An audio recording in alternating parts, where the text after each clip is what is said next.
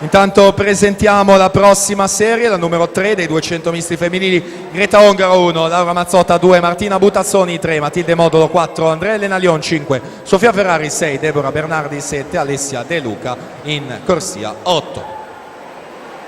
Prossima premiazione, la premiazione dei 200 farfalla assolute. Terza classificata, bronzo per i colori del Piave Nuoto, Anna De Feo.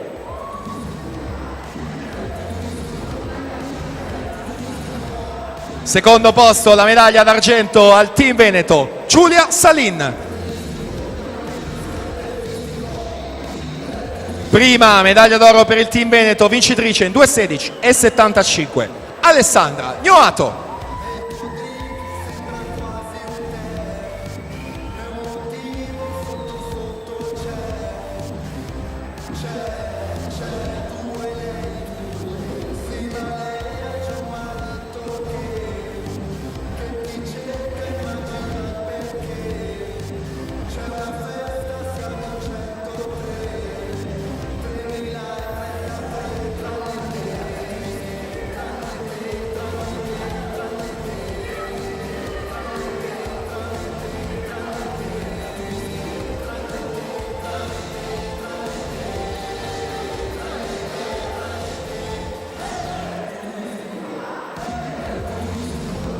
Intanto invitiamo in zona podio Sofia Sartori, Greta Lago e Aurora Ricchi, ragazze in zona podio per la premiazione farfalla ragazze. Noi possiamo effettuare quella dei 100 farfalla ragazzi maschi. Terzo posto, medaglia di bronzo, Matteo Barotti, amatori nuoto.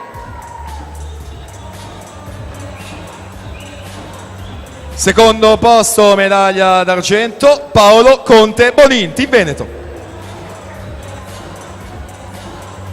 Primo, medaglia d'oro, vincitore per l'Hydros col tempo di 58,47, Filippo Biasin.